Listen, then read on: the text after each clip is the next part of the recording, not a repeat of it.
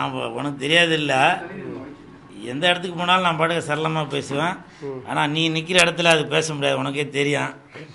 ஏன்னா இது சந்தானத்தோட கோட்டை, அங்கே பண்ணக்கூடாது சேட்டை. கை தட்டுவாங்களே பார்த்தீங்களா, இதுக்கு தான் நண்பன் வேணுன்றது.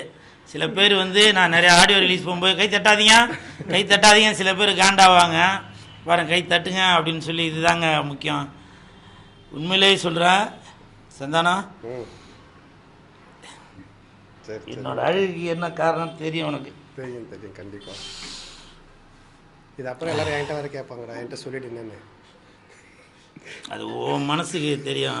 அவன் கூல்டா நம்மால்டா அப்படின்னு சொல்லி இன்ன வரைக்கும் சரி. அது இன்றைக்கி நான் இவ்வளோ தூரம் நிற்கிறேன்னா அதுக்கு சந்தானம் தான் காரணம். இன்றைக்கி நிறையா பேர் சொன்னாங்க, சேர் ஒன்று போடுங்கடா, ரொம்ப நேரம் நிற்கிறேன்னு சொல்லிக்கிட்டே இருக்கான்.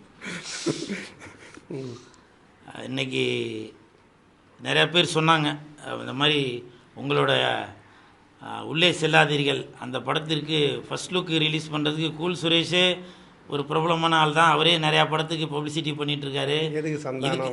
எதுக்கு சந்தானம்னு சொல்லல, நீ பண்ணுறன்னு தெரியாது அப்படின்னு சொல்லி என்கிட்ட சொன்னாங்க. யார் நீங்களே பண்ணிடுவீங்களா அப்படின்னு ப்ரெஸ்காரங்களே நிறையா பேர் கேட்டாங்க. அப்போ நான் சொன்னேன் அது ஒரு சஸ்பென்ஸுங்க அப்படின்னு சொன்னேன். அதுக்கு காரணம் என் தாய் தந்தைக்கு பிறகு நான் நல்லா இருக்கணும்னு நினைக்கிற ஆள் சந்தானம். இது நான் சும்மா கேமராக்காக சொல்ல, இது நிறையா பேருக்கு தெரியும். சில சமயம் நான் வேறு யாருக்குன்னா சப்போர்ட் பண்ணால் கூட அப்போ சந்தானம் பேரை மென்ஷன் பண்ணுவாங்க, ஏய் நீ சந்தானத்தோட ஆளாயிச்சாப்பா அப்படின்னு சொல்லுவாங்க. அது அந்த வீடியோ பார்த்தவங்களுக்கு சந்தானத்தோட நலம் விரும்பி அப்படின்றது எல்லாருக்குமே தெரியும்.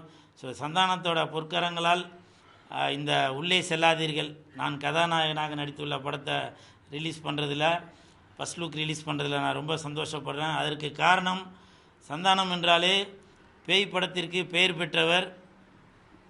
பேய் கஷ்டத்தில் இருந்துச்சுன்னா பேய்க்கே பென்ஷன் வாங்கி கொடுப்பவர். அப்படிப்பட்ட சந்தானத்தோட பொற்கரங்களால் சந்தானம் நன்றி.